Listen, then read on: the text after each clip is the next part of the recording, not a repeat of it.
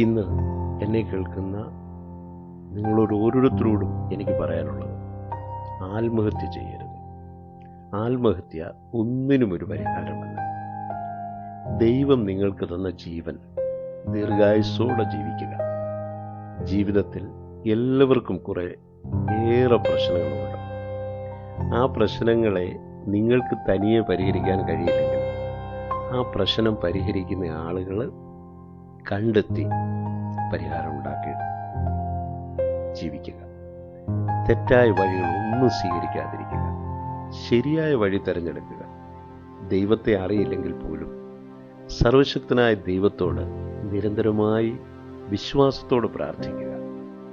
ദൈവം വഴി കാണിച്ചു തരും. അല്പം കാത്തിരിക്കുക. ദൈവത്തോട് നിരന്തരമായി കണ്ണീരോടും ഹൃദയനുറുക്കത്തോടും പ്രാർത്ഥിക്കുമ്പോൾ ദൈവം നിങ്ങളുടെ പ്രാർത്ഥന കേൾക്കും. ദൈവം നിങ്ങളുടെ അടുത്തേക്ക് ഇറങ്ങി വന്ന് നിങ്ങളുടെ പ്രശ്നങ്ങളെ പരിഹരിക്കും. അല്ലെങ്കിൽ ആരെയെങ്കിലും നിങ്ങളുടെ പ്രശ്നത്തിനെ പരിഹരിക്കാനായി നിങ്ങളുടെ അരികിലേക്ക് അയക്കും.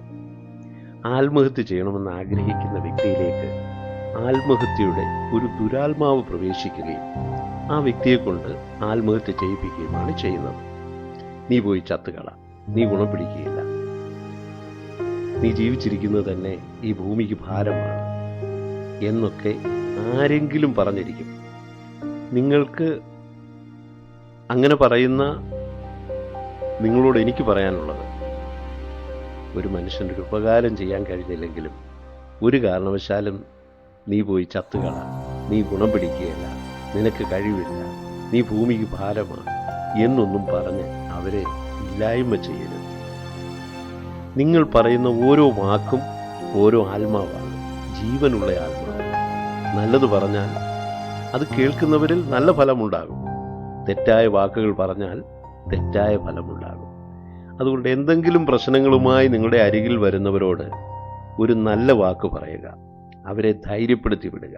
സാരമില്ല, എല്ലാം ശരിയാകും, ഞാൻ പ്രാർത്ഥിക്കാം, എന്തെങ്കിലും ആവശ്യമുണ്ടെങ്കിൽ വിളിച്ചാൽ മതി, എന്നെക്കൊണ്ട് കഴിയുന്ന സഹായം ഞാൻ ചെയ്യാം. ഇങ്ങനെയൊക്കെ പറഞ്ഞാൽ പ്രശ്നത്തിലിരിക്കുന്ന ആളിന് പ്രതീക്ഷ നൽകുകയാണ്. നമ്മുടെ വാക്കുകൊണ്ട് ആ വ്യക്തിയുടെ ജീവൻ നിലനിർത്തുകയാണ്.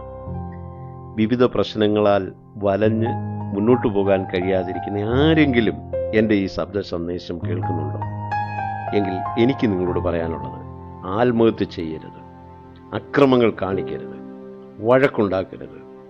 നിങ്ങൾക്കും മറ്റുള്ളവർക്കും ദോഷം വരുന്ന ചിന്തകളും വാക്കുകളും കേൾവികളും നിർത്തിവെക്കുക. സമാധാനമായിരിക്കുക. ഈ ഡിസ്ക്രിപ്ഷനിൽ കാണുന്ന ഫോൺ നമ്പറിൽ ഞങ്ങളെ വിളിക്കുക.